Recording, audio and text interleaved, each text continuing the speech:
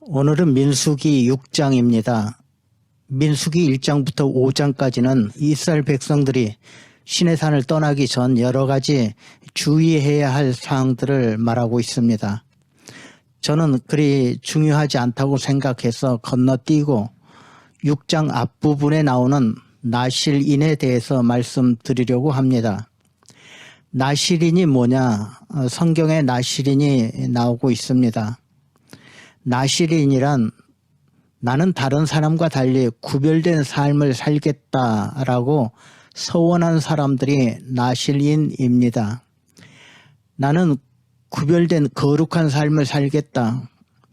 세상과 구별되고 죄와도 구별되고 믿음 안에서 하나님만 바라보고 살겠다라고 다짐한 사람들입니다.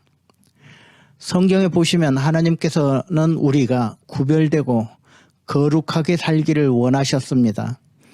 그래서 성경에는 하나님께서 거룩하니 너희도 거룩하라 하는 말이 많이 나옵니다.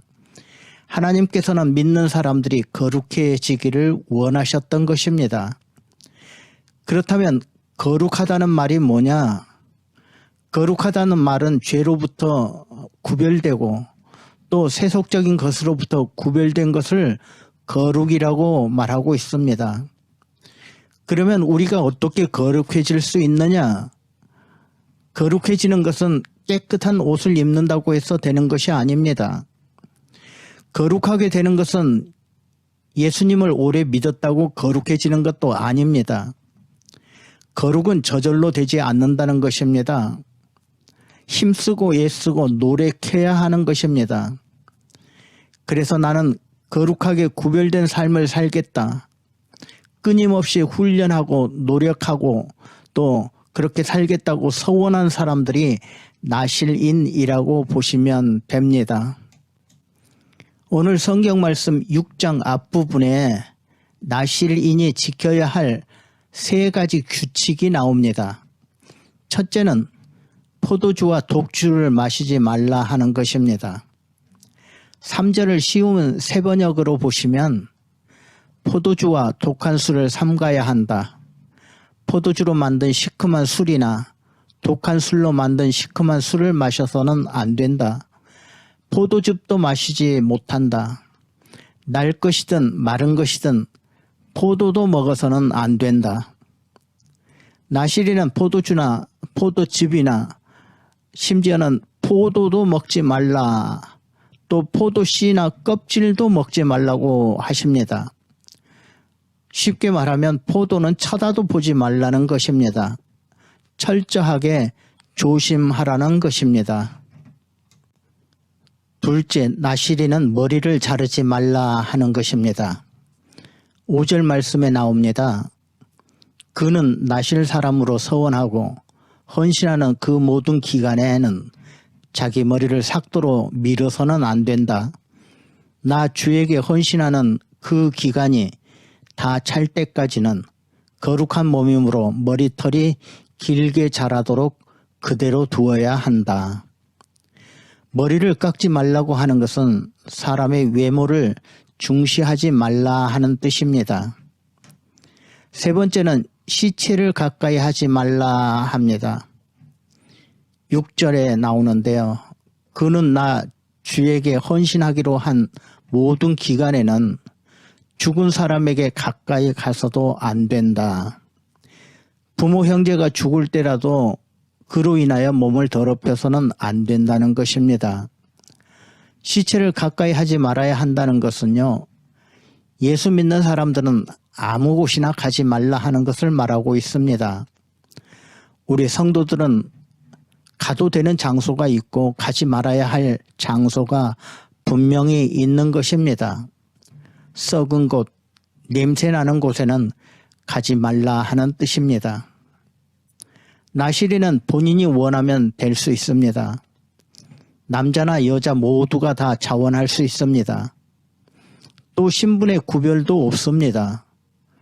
누구나 본인이 원하면 나실인이 될 수 있습니다. 그럼 언제까지 나실인이 될 수 있느냐?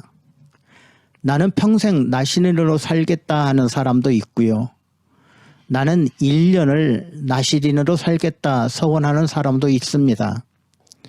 그러면 그 기간 동안 나시린이 되는 것입니다. 오늘날 저와 여러분도 이 나시린의 정신이 필요한 줄로 생각을 해봅니다. 평생을 그렇게 서원하시면서 사시든지 1년을 그렇게 사시든지 아니면 하루라도 정말 하나님이 원하시는 그런 구별되고 거룩한 삶을 사시면서 또 그런 사람이 되면 어떨까 생각을 해봅니다. 두 번째, 민수기 6장 24절, 25절, 26절에 우리가 잘 아는 아주 축복의 기도문이 나오고 있습니다. 이 축복 기도 우리 한번 다 같이 읽어보시도록 하겠습니다. 여호와는 내게 복을 주시고 너를 지키시기를 원하며 여호와는 그 얼굴로 내게 비추사 은혜 베푸시기를 원하며 여호와는 그 얼굴을 내게로 향하여 드사 평강 주시기를 원하노라 할지니라 하라. 여러분, 이 축복 기도문 참 많이 알려진 기도문입니다. 이 기도는 제사장인 아론과 그 아들들이 이스라엘 백성들에게 하는 기도문입니다.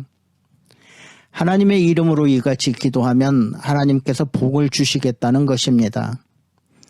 제사장이 복을 주는 게 아닙니다. 하나님께서 복을 주시겠다는 것입니다. 이렇게 사람이 기도하고 복은 하나님께서 내려주시는 것입니다. 그리고 신약 시대에는 누구든지 이 기도문을 사용할 수 있습니다. 누구든지 자기 자식이나 자기 형제 자매나 또는 이웃에게 이런 기도를 할 수 있습니다. 그러면 하나님의 복을 주시기 때문에 그렇습니다. 저도 여러분도 이런 기도를 많이 하셨으면 좋겠습니다. 특히 가족들을 위하고 같은 교인들을 위하고 이웃들을 위해 이런 축복 기도가 필요할 것입니다. 유대인들은 금요일 저녁에는 어떤 일이 있어도 가정 예배를 드립니다. 유대인들은 금요일 저녁부터 안식일이 시작되기 때문에 그렇습니다. 그래서 매주 금요일 저녁 식사는 가족끼리 함께 모여 가족 예배를 드리고 또 만찬을 하는 것입니다. 보통 아이들은 음식을 보면 먼저 먹으려고 합니다. 그러나 유대인 가족에서는 절대 그렇게 하질 않고요. 먼저 예배 드리고 나서 음식을 먹게 합니다. 이것은 언제나 하나님 제일주의를 가르치는 것입니다. 아무리 배가 고파도 하나님을 먼저 기억하고 예배하고 나서 음식을 먹도록 가르치고 있습니다. 또 유대인들은 식사할 때 지정된 좌석이 있습니다. 제일 좋은 자리는 항상 아버지 자리입니다. 아버지가 출장을 갔어도 아버지 자리는 비워둔다고 합니다. 왜냐하면 가정의 제사장은 아버지이기 때문에 그렇습니다. 아버지가 잘났건 못났건 아버지는 집안의 가장이고 가정의 제사장이고 또 영적인 권위자이기 때문에 그렇습니다. 유대인들은 가정 예배를 드릴 때 꼭 헌금을 한다고 합니다. 푸시케라는 동전 항아리가 있어서 거기에다가 얼마라도 헌금을 합니다. 이 헌금은 어려운 이웃을 돕는 헌금입니다.